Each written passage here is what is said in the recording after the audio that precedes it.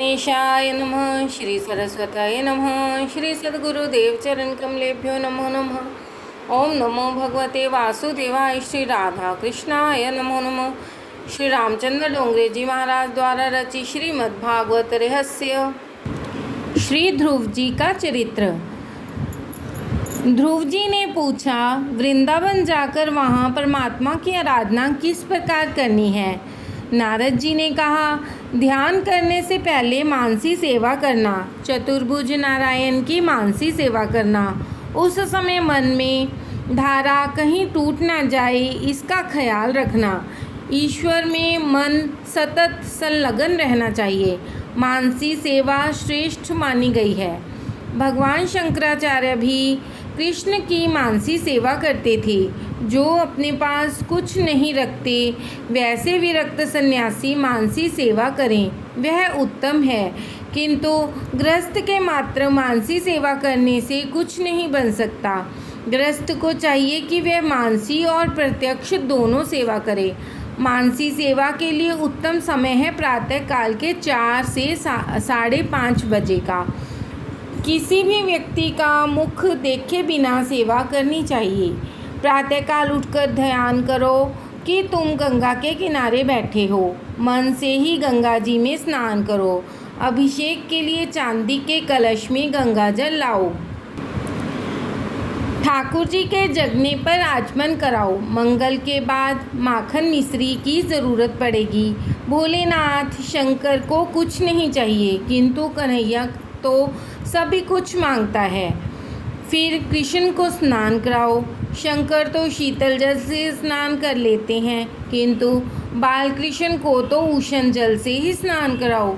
फिर ठाकुर जी का श्रृंगार करो। श्रृंगार ना करने पर भी कृष्ण तो सुंदर ही लगते हैं, किंतु श्रृंगार करने से तुम्हारा मन भी सुंदर होगा। अपने विकृत मन को सुधारने के लिए ही श्रृंगार करना है। श्रृंगार से ही समाधि सा आनंद मिलता है। श्रृंगार के बाद भगवान को सुंदर भोग लगाकर तिलक करो, आरती उतारो। उस समय तुम्हारा हृदय आर्द्र बनना चाहिए। पद्म पुराण में आरती का क्रम बताया गया है। चरण, जंघा, वक्षस्थल, मुख और उसके बाद सर्वांगों की आरती उतारी जानी चाहिए। आरती करते समय प्रभु दर्शन के लिए आर्त बनना चाहिए। भगवान के दर्शन करते हुए ध्यान करना चाहिए। श्री हरि का धीर मन से ध्यान करो। जप ध्यान सहित होना चाहिए। कुछ लोग ऐसे भी होते हैं जो जप करते समय भी संसार का ही चिंतन करते रहते हैं। ऐसा करने के कारण जप निष्फल तो नहीं माना जा सकता, किंतु जैसा फल मिलना चाहिए वैसा फल नहीं मिल पाता। स्नान करने से शरीर की शुद्धि होती है, दान करने से धन की शुद्धि होती है और ध्यान करने से मन की शुद्धि होती है। जप और ध्यान एक साथ होने चाहिए। जप करते समय जिस देव का तुम ध्यान कर रहे हो, उसकी मूर्ति तुम्हारे मन से हटनी नहीं चाहिए। जीभ से भगवान का नाम लिया जाए और मन से भगवान का स्मरण किया जाए। आँखों से उनका दर्शन करो और कानों से उसका श्रवण। मैं तुम्हें एक मंत्र दे रहा हूँ। ओम नमो भगवते वासुदेवाय। इस महामंत्र का तुम सतत जाप करते रहो। भगवान अवश्य प्रसन्न होंगे। मेरा आशीर्वाद है। तुम्हें 6 महीने में भगवान मिलेंगे। संचित प्रारब्ध कर्म को जलाने के लिए 3 जन्म लेने पड़ते हैं। गीता जी में भगवान ने कहा है कि कई जन्मों के बाद जीव मुझे प्राप्त करता है। बहुनाम जन्मान्ते। विद्वानों ने यहाँ ऐसा अर्थ किया है कि बहुनाम अर्थात 3 जन्म। अपने कर्मों के क्षय के लिए योगियों ज्ञानियों को 3 जन्म तो लेने ही पड़ते हैं, किंतु भागवत में वर्णित ध्रुव चरित्र में कहा गया है कि जप करने से 6 महीने में भगवान मिलते हैं। ध्रुव जी ने कहा कि भगवत चरणों की छाया मैंने 6 महीने में ही प्राप्त की थी। यह सही बात है, तुम भी अनुभव करके देखो। किंतु जिस प्रकार ध्रुव जी ने तपश्चर्या की थी, उसी प्रकार तपश्चर्या करो। साधना करने से सिद्धि प्राप्त होती है। ध्रुव जी ने कई जन्मों तक तपश्चर्या की थी। पूर्व जन्म में 6 मास में ही उन्हें परमात्मा के दर्शन होने वाले थे। उस योग के लिए अभी 6 मास बाकी थे। पूर्व जन्म में भी वे ध्यान ही कर रहे थे कि वहीं पर राजा रानी आ गई। ध्रुव जी सोचने लगे कि इन राजा रानी ने जो सुख उपभोग किया है वैसा मैंने तो कभी नहीं किया। इसी कारण उन्हें राजा के घर जन्म मिला। नारद जी अब उत्तानपाद राजा के पास गए। योग में सभी को बिछड़े व्यक्तियों के गुणों की याद आती है। उत्तानपाद पश्चाताप करते हुए बैठे थे और ध्रुव के गुणों को याद कर रहे थे। नारद जी ने सोचा, चाहे जो भी हो, किंतु यह मेरे शिष्य के पिता हैं, मुझे इनका भी उद्धार करना ही होगा।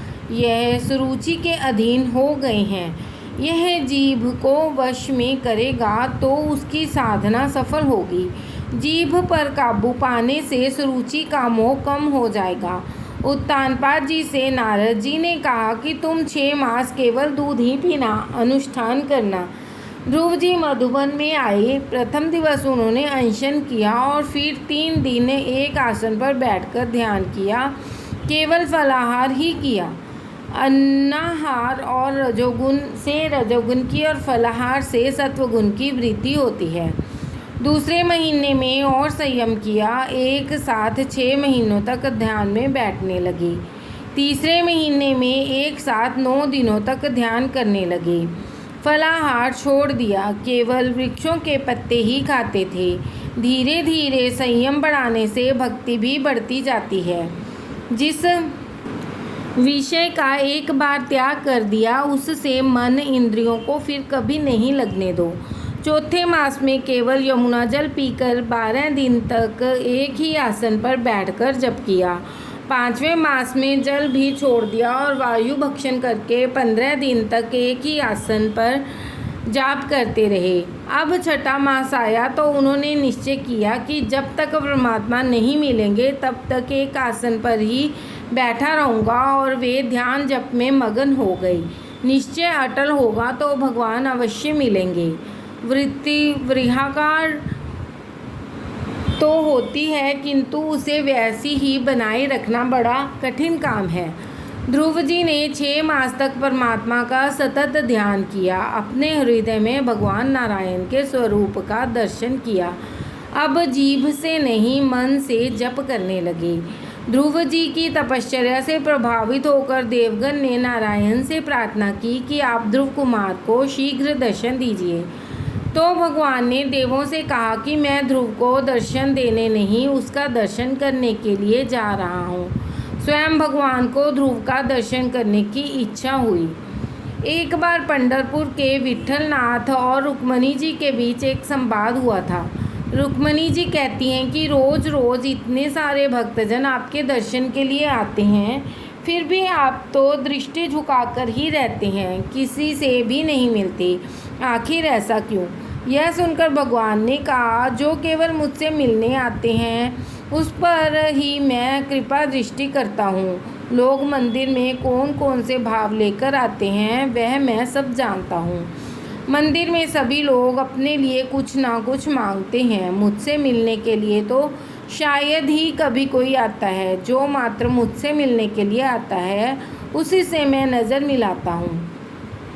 भगवान के दर्शन करने के लिए पंढरपुर के मंदिर में इतनी बड़ी भीड़ इकट्ठी होती है, और सुबह वहाँ पहुँचा हुआ व्यक्ति शाम को ही दर्शन कर पाता है। एक बार लक्ष्मी जी ने भगवान जी से पूछा कि इतने सारे भक्त आपके दर्शनार्थ मचल रहे हैं, फिर भी आप उदास क्यों नजर आ रहे हैं? भगवान ने कहा, ये जो आए हैं सभी स्वार्थी हैं, किंतु जिसके दर्शन करने की मेरी इच्छा है वह तुकाराम अभी तक नहीं आया है। अब इधर तुकाराम बीमार थे। वे बिस्तर पर सोए हुए सोच रहे थे कि विट्ठलनाथ के दर्शन के लिए मैं तो जा ही नहीं पाऊँगा, क्यों न वे ही दर्शन देने के लिए मेरे घर पर आ जाएं। प्रेम अन्योन्य और परस्परावलंबी होता है। भगवान ने लक्ष्मी जी से कहा कि तुकाराम बीमार होने से इधर नहीं आ सकता, तो चलो हम ही उसी के घर चले। लाखों वैष्णव पंढरपुर के मंदिर में विट्ठलनाथ जी के दर्शन के लिए उमड़ रहे हैं और विट्ठलनाथ जी तो जा पहुँचे तुकाराम जी के घर। जिस प्रकार सच्चा वैष्णव ठाकुर जी के दर्शन के लिए आतुर होता है, उसी प्रकार सच्चे भक्त के दर्शन के लिए भगवान भी आतुर होते हैं। ध्रुव जी के समक्ष भगवान नारायण प्रकट हुए, किंतु ध्रुव जी ने आंखें नहीं खोली। भगवान ने सोचा कि इस तरह तो मैं कब तक खड़ा रहूँगा। ध्रुव जी के हृदय में जो तेजोमय प्रकट स्वरूप था, उसको प्रभु ने अंतर्ध्यान कर दिया। अब ध्रुव जी व्यथित हो गए, सोचने लगे कि वह दिव्य स्वरूप कहाँ दृश्य हो गया। ध्रुव जी ने आंखें खोली तो अपने सामने चतुर्भुज नारायण को देखा। अब तो ध्रुव जी मानो भगवान का दर्शन नहीं कर रहे हैं, किंतु उनकी रूप ज्योति को पी रहे हैं। बहुत कुछ बोलने की इच्छा है, किंतु कैसे बोला जाए, क्योंकि अज्ञानी जो ठहरे। अपने शंख द्वारा भगवान ने बालक के गाल पर स्पर्श किया और उनके मन में सरस्वती जी जागृत हो गई। और फिर ध्रुव जी स्तुति करते हैं, हे प्रभु, आप सर्वशक्ति संपन्न हैं। आप ही मेरे अंतःकरण में प्रवेश करके अपने तेज से मेरी सुषुप्त वाणी को चेतना युक्त करते हैं और मेरे हाथ, पैर, कान, त्वचा आदि अन्य सभी इंद्रियों और प्राणों को चैतन्य कर देते हैं। ऐसे आप अंतर्यामी भगवान की मैं वंदना करता हूँ। मेरी बुद्धि में प्रविष्टि होकर उसे सत्कर्म की प्रेरणा देने वाले प्रभु को मैं बार बार वंदन करता हूँ। आपका कृतज्ञ आपको कैसे भूल सकता है। जो आपकी स्तुति नहीं करता वह सचमुच ही कृतघ्न है। आप तो मनुष्य को जन्म मरण के चक्कर से मुक्ति कराते हैं। आपको काम आदि विषयों की इच्छा से भजने वाला मूर्ख है। आप तो कल्प वृक्ष हैं, फिर भी वे मूर्खजन देहोपभोग के हेतु ऐसे सुखों की इच्छा करते हैं कि जिन सुखों के कारण ही प्राणी को नरकलोक में जाना पड़ता है। जब आप कृपा करेंगे तभी यह जीव आपको पहचान सकता है। आपकी कृपा प्राप्त होने पर ही यह जीव आपका दर्शन कर सकता है, आपको प्राप्त कर सकता है। मात्र साधना से ईश्वर दर्शन नहीं होता। कृष्ण कृपा साध्य हैं, साधना साध्य नहीं। किंतु इसका अर्थ यह नहीं है कि तुम साधना न करो। साधना तो अवश्य करो, किंतु उस साधना पर विश्वास मत करो, अभिमान मत करो। साधना तो करनी ही है। साधना करते करते थका हुआ जीव दीन होकर रो पड़ता है, तभी भगवान कृपा करते हैं। उपनिषदों में कहा गया है, वह आत्मा न तो वेदाभ्यास से मिलती है, न तो बुद्धि चातुर्य से मिलती है और न तो कई शास्त्रों के श्रवण से, किंतु जिसका यह वर्ण करती है उसी को इस आत्मा की प्राप्ति होती है। आत्मा उसी को स्वरूप दर्शन कराती है। साध्य की प्राप्ति होने के पश्चात कई लोग साधन की उपेक्षा करते हैं। साधन की उपेक्षा करने से फिर माया प्रविष्ट हो जाती है। अद्वैत भाव से सिद्धि के पश्चात भी वैष्णव तो भगवान की भक्ति करता ही रहता है। ईश्वर प्राप्ति हो जाने पर भी साधना का त्याग न किया जाए। साधना की ऐसी आदत हो जाती है कि वह छूट भी नहीं पाती। तुकाराम जी ने कहा, सत्संग में तुकाराम जी पांडुरंग जैसे हो गए हैं। अब उन्हें भजन करने की आवश्यकता नहीं है, किंतु तुकाराम जी को भजन करने की आदत ऐसी पड़ गई है कि भजन करना छूट ही नहीं पाता। तुकाराम जी ने आरंभ में सत्संग किया तो उन्हें जप करने की आज्ञा मिली। जप से भगवान के दर्शन दिए और कृपा की। अब तुकाराम और पांडुरंग में द्वैत भाव नहीं है, फिर भी वे भजन करना छोड़ नहीं सकते, क्योंकि वे आदत से मजबूर जो हैं। ऐसी उन्नत स्थिति पर पहुंचकर भी ज्ञानी भक्ति को त्याग नहीं करता। ज्ञानी भक्त के लिए भक्ति एक व्यसन सी होती है। भक्ति व्यसन सी बन जाए तो बेड़ा पार लग जाता है। प्रभु, आपके दर्शन प्राप्त करने के पश्चात भी सच्चे ज्ञानी भक्त जन आपकी भक्ति छोड़ नहीं सकते। आपके दर्शन प्राप्त करने के पश्चात जो आपका स्मरण नहीं करता वह कृतघ्न है। शुकदेव जी से राधा कृष्ण का ध्यान एक क्षण मात्र के लिए भी छोड़ने को कोई कहेगा तो वे ऐसा नहीं कर सकेंगे। अपरोक्ष साक्षात्कार करने के बाद भी भजन छोड़ा नहीं जा सकता। ध्रुव कुमार ने सुंदर स्तुति की। नाथ, जब आपके लाडले भक्त आपका दर्शन करते हुए, स्मरण करते हुए आपकी कथा करें, तब वह सुनने का सुयोग मुझे देने की कृपा करें। वह आनंद तो योगियों के ब्रह्मानंद से भी श्रेष्ठ है। ध्रुव कुमार ने विद्वानों की कथा सुनने की इच्छा व्यक्त नहीं की है। उनकी तो इच्छा है जिनका हृदय कृष्ण प्रेम के रस में लीन हो गया है, वह कथा सुनाएं। ज्ञानी की कथा और भक्त हृदय की कथा में अंतर है। आपकी कथा का आनंद ब्रह्मानंद से भी श्रेष्ठ है।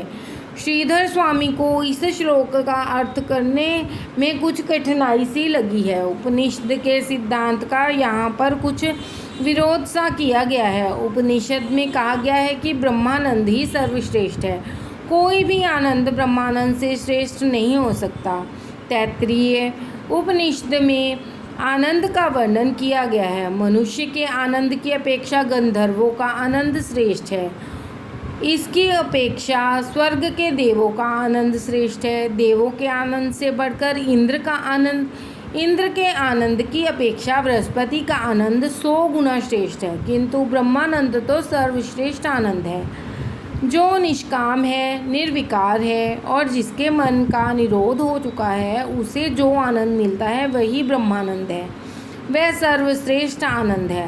ब्रह्माकार वृत्ति वाले योगियों को जो ब्रह्मानंद प्राप्त होता है वह श्रेष्ठ आनंद है। जहाँ द्वैत, प्रपंच, मैं और तू नहीं है, वह आनंद श्रेष्ठ है। जब तक मैं और तू का अस्तित्व है तब तक श्रेष्ठ आनंद नहीं मिल पाता। ब्रह्मानंद की प्राप्ति होने पर संसारिकता का, जगत का अस्तित्व नहीं रह पाता। भागवत में ध्रुव जी कहते हैं कि भगवान की कथा श्रवण का आनंद ब्रह्मानंद से भी श्रेष्ठ है। यह विरोधाभास क्यों?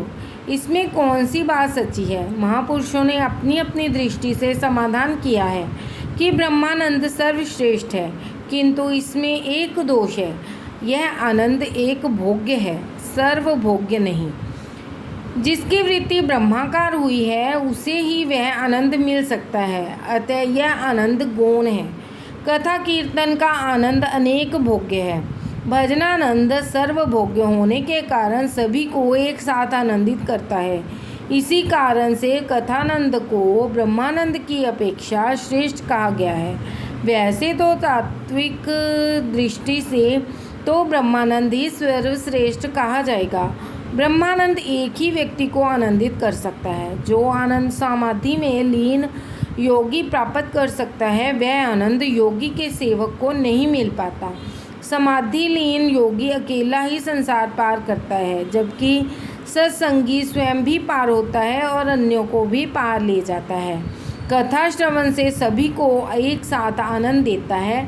यह अनेक भोग्य है। कथा श्रवण का आनंद कथानंद से श्रेष्ठ कहा गया है। कुछ टीकाकारों ने कहा है कि ब्रह्मानंद की अपेक्षा अन्य कोई भी आनंद श्रेष्ठ नहीं है, किंतु सत्संग की महिमा वृद्धिगत करने के लिए ऐसा भागवत में कहा गया है। प्रभु ने ध्रुव जी से कहा कि मैं तेरी भक्ति से प्रसन्न हुआ तो मुझे से चाहे जो मांग सकता है। ध्रुव जी ने कहा, क्या मांगूं और क्या नहीं, यह मेरी समझ में नहीं आ रहा। आपको जो भी प्रिय हो वही मुझे दीजिए। भगवान शंकर जब प्रसन्न हुए थे तब उन्होंने नरसिंह मेहता से वर मांगने के लिए कहा था। नरसिंह मेहता ने भी ध्रुव जैसा ही उत्तर दिया था। तो शिवजी ने कहा कि मुझे तो रास लीला प्रिय है, अतः मैं तुझे उसी के दर्शन कराऊंगा। शिवजी ने नरसिंह मेहता को रास लीला के दर्शन कराए थे। ध्रुव जी से भगवान ने कहा कि तू कुछ कल्पों के लिए अपने राज्य का शासन कर, उसके पश्चात मैं तुझे अपने धाम में ले चलूँगा। ध्रुव जी ने आशंका व्यक्त करते हुए कहा कि मुझे अपने पूर्व जन्म की याद आ रही है। राजा रानी के दर्शन से मेरा मन विचलित हुआ था, अतः मुझे यह जन्म लेना पड़ा। अब जो राजा बना तो फिर रानियों की माया में फंस जाऊंगा और सावधान हो जाऊंगा। मैं राजा नहीं बनना चाहता। प्रभु ने कहा, तू चिंता ना कर, ऐसा कभी नहीं होगा। तेरी राजा बनने की इच्छा न भी हो तो भी मैं तुझे राजा बना देखना चाहता हूँ। यह माया तुझे प्रभावित नहीं कर सकेगी। मेरा नियम है कि जो मेरा पीछा करता है मैं भी उसी का पीछा करता हूँ। मैं तेरी रक्षा करूँगा। छोटे बच्चों को चाहे आनंद न होता हो, किंतु माता को तो इसका श्रृंगार करने से आनंद ही मिलता है। मैं जगत को यह दिखाना चाहता हूँ कि जो व्यक्ति मेरा हो जाता है उसे लौकिक और अलौकिक दोनों प्रकार के आनंद प्रदान करता हूँ। मैं अपने भक्तों को अलौकिक सुख के साथ साथ लौकिक सुख से भी लाभान्वित करता हूँ। शबरी और मीरा जैसा अटल भक्ति भाव होने पर भगवान कहते हैं कि मैं रक्षा करता रहूँगा। जीव की रक्षा जब तक भगवान स्वयं नहीं करते तब तक वह काम का नाश नहीं कर पाता। जेहि राखे रघुवीर ते उबरे तिहि काल महु। श्री राम जी ने जिनकी रक्षा की है वे कभी कामांध नहीं हुए हैं। फूल चुनने के लिए आए हुए एक राज सेवक ने ध्रुव जी को देखा और उनसे राजा से ध्रुव के आगमन का समाचार दिया। अनुष्ठान में बैठे हुए उत्तानपाद राजा दौड़ पड़े। जरा देखिए तो सही, 6 मास पूर्व जिस उत्तानपाद राजा ने ध्रुव को अपनी गोद में क्षण मात्र भी बैठने नहीं दिया था, वह राजा अब भगवान के दर्शन करके आए हुए ध्रुव के स्वागत के लिए दौड़ते हुए जा रहे हैं। जो ईश्वर से संबंध जोड़ लेता है जगत उसी के पीछे दौड़ने लगता है। परमात्मा जिसे अपना बनाता है उसकी शत्रु भी वंदना करते हैं। यदि तुम परमात्मा के पीछे लग जाओगे तो जगत तुम्हारे पीछे लग जाएगा। वही उत्तानपाद कि जिन्होंने ध्रुव का कभी अपमान किया था आज उसका स्वागत करने के लिए दौड़ पड़े हैं। वे सोचते हैं कि मेरे 5 वर्ष के बालक ने भगवान का दर्शन पा लिया है और मैं आधी जिंदगी गुजार चुका हूँ, फिर भी इस रुचि की माया में फंसा हुआ हूँ। धिक्कार है मुझे। राजा की आंखों से आनंदाश्रु बह रहे हैं। कहाँ है मेरा ध्रुव, कहाँ है मेरा बेटा? सेवक ने कहा, देखिए महाराज, राजकुमार आपकी वंदना कर रहे हैं। तो राजा ने बालक को गले से लगाकर कहा, मैं वंदन करने के लिए अपात्र हूँ। सुखदेव जी वर्णन करते हैं कि उस समय परमानंद की वर्षा हो रही है। अब ध्रुव माताओं की वंदना करने के लिए जा रहे हैं। वे सोचते हैं कि मेरी माता ने तो कहा था कि उनकी वंदना न करूं तो कोई वैसी बड़ी बात नहीं, किंतु वी माता सुरुचि की तो मुझे वंदना करनी ही चाहिए। अतः ध्रुव जी जब सुरुचि को प्रणाम किया तो उसका दिल भर आया। कितना सयाना है यह। सुनीति का हृदय तो हर्ष के मारे इतना भर आया कि वह कुछ बोल ही न पाई। उसे लगा कि आज ही वह पुत्रवती हुई है, क्योंकि उसका पुत्र आज भगवान को प्राप्त करके आया है। रामचरितमानस में भी कहा गया है, पुत्रवती जुबती जग सोई, रघुवर भगत जासु सुत होई।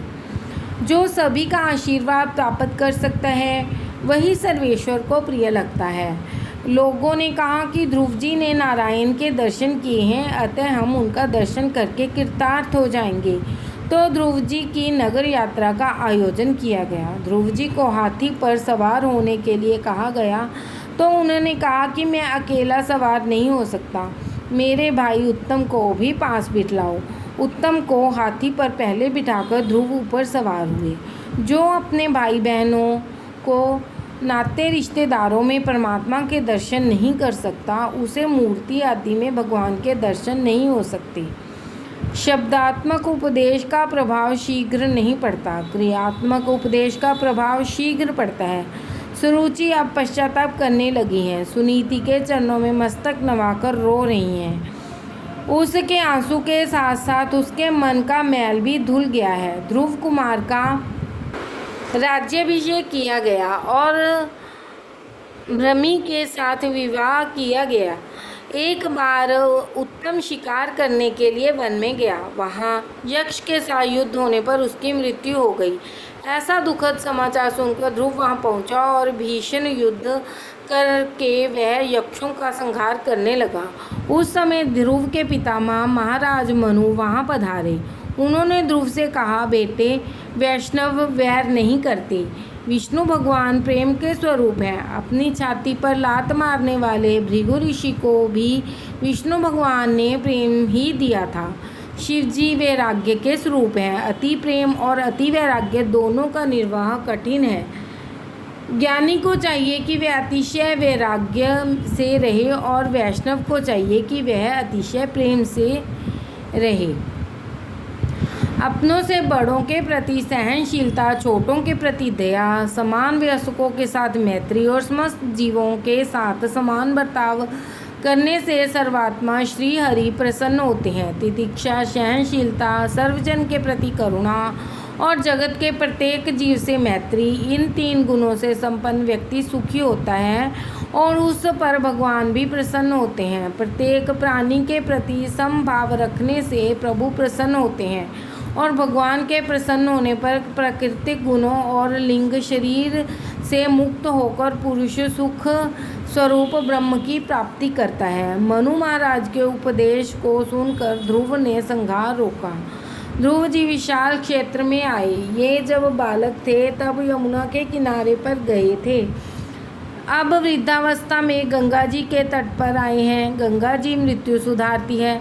भागवत की कथा प्रेम से सुनने से सभी यात्राओं का फल मिलता है।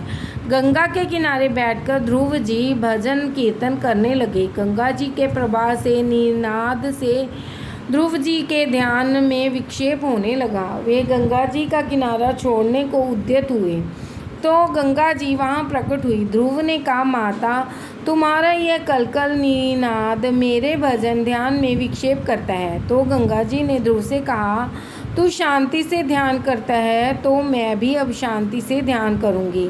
अब मैं कभी शब्द नहीं बहूँगी। तू यहाँ से जाना नहीं। गंगा जी शांत हो गई। ऋषिकेश के समीप ध्रुवाश्रम के पास गंगा जी अब तक शांत ही हैं। केवल ध्रुवाश्रम के निकट ही गंगा जी शांत है और किसी स्थान पर नहीं। एक बार भगवान की आज्ञा से ध्रुव कुमार को अपने साथ ले जाने के लिए विमान लेकर पार्षद आए। गंगा तट छोड़कर वैकुंठ में जाने की ध्रुव की इच्छा नहीं हो रही थी। वे सोचते हैं कि गंगा तट पर रहकर ही सत्संग, भजन, ध्यान आदि में जो आनंद मुझे मिला है वह वैकुंठ में कैसे प्राप्त होगा। गंगा जी को साष्टांग प्रणाम करके वे अंतिम स्नान करने लगे। गंगा जी को छोड़ते हुए उन्हें वेदना हो रही है। उनका हृदय भर आया है। उस समय गंगा जी प्रकट हुई। ध्रुव ने कहा, भगवान की आज्ञा के कारण मैं तुम्हें छोड़कर वैकुंठ जा रहा हूँ। तुम्हारे तट पर जैसा आनंद मिला है वैसा तो वहाँ वैकुंठ में कैसे मिलेगा। यह सुनकर गंगा जी ने प्यार से कहा, यह तो मेरा भौतिक स्वरूप है। वैकुंठ में मैं आदि भौतिक स्वरूप से रहती हूँ। ध्रुव जी ने गंगा जी को प्रणाम किया। सभी की वंदना करके ध्रुव जी वैकुंठ में गए। वह विनय की मूर्ति हैं। ध्रुव के समीप आकर मृत्यु देव ने सिर नवाया तो ध्रुव जी ने उसके मस्तक पर एक पैर रखकर दूसरा पैर विमान में रखा। विमान में बैठकर भगवान के धाम में गए। ध्रुव के वैकुंठ गमन से सभी को आनंद हुआ। नारद जी कुछ अप्रसन्न से थे। वे सोचते हैं कि मृत्यु देव के सिर पर पांव रखकर विमान में बैठकर मेरा शिष्य वैकुंठ में पहुंच गया है। मेरा शिष्य मुझसे भी आगे निकल गया। उसे लेने के लिए वैकुंठ से विमान आया और मुझे तो अब भी ऐसा संसार में भटकना पड़ रहा है। यह बात सिद्ध करती है कि बहुत कथा करने से भी परमात्मा की प्राप्ति नहीं होती। ध्यान के बिना, प्रभु दर्शन के बिना शांति नहीं मिलती। एकांत में बैठकर ध्यान करने की आवश्यकता है। प्रभु के लाडले भक्त मृत्यु अर्थात काल के मस्तक पर पांव रखकर वैकुंठ में जाते हैं। भागवत के चौथे स्कंद के 12वें अध्याय के 3 श्लोक में स्पष्ट कहा गया है कि मृत्यु के सिर पर पांव रखकर ध्रुव जी विमान में बैठे थे। भगवान के भक्त मृत्यु से नहीं डरते। मनुष्य निर्भय नहीं बन पाता क्योंकि वह ईश्वर का नहीं होता है। जो ईश्वर की शरण में गया है वह निश्चिंत बनता है, निर्भय बनता है। सुतीक्ष्ण ऋषि मानस में कहते हैं कि मेरा अभिमान प्रतिदिन वृद्धिगत हो। कौन सा अभिमान? मैं भगवान का हूँ और भगवान मेरे हैं, ऐसा अभिमान। अस अभिमान जाई जन भोरे, मैं सेवक रघुपति पति मोरे। जो भगवान का आश्रय ग्रहण करता है वह निर्भय बनता है, उसे काल का भय नहीं सता सकता। काल तो परमात्मा का दूत है। काल के काल परमात्मा की शरण में जाने के पश्चात काल भी क्या बिगाड़ सकता है। ध्रुव अर्थार्थी भक्त हैं। ध्रुव ने भगवान की शरणागति स्वीकार तो की, भगवान ने उनको दर्शन दिए, राज्य दिया और अंत में वैकुंठ वास भी दिया। यह है भगवान के अनन्य शरणागति का फल। ध्रुव का दृष्टांत बताता है कि अटल निश्चय से कठिनतम कार्य सिद्ध होता है, किंतु यह निश्चय कैसा होना चाहिए? कार्य सिद्ध करूँगा और नहीं तो देह त्याग करूँगा। यह दृष्टांत यह भी बताता है कि बाल्यावस्था से ही जो भगवान की भक्ति करता है उसे ही वे मिल पाते हैं। वृद्धावस्था में भजन ध्यान करने वाले का अगला जन्म सुधरता है, किंतु इसी जन्म में भगवान को प्राप्त करना है तो बाल्यावस्था से ही भक्ति की जानी चाहिए। बाल्यावस्था के अच्छे संस्कार नष्ट नहीं होते। सुनीति की भांति तुम भी अपने बालकों को बचपन से ही धार्मिक संस्कारों का सिंचन करो। ध्रुव चरित्र की समाप्ति करते हुए मैत्रेय जी ने कहा कि नारायण सरोवर के किनारे नारद जी तप कर रहे थे। वहाँ प्रचेताओं का मिलन हुआ। विदुर जी ने पूछा, ये प्रचेता कौन हैं, किसके पुत्र हैं, विस्तार से सब कुछ बताइए। मैत्रेय जी विदुर जी को शुकदेव जी परीक्षित राजा की को कथा सुना रहे हैं। ध्रुव जी के ही वंशज हैं प्रचेता। राधे राधे।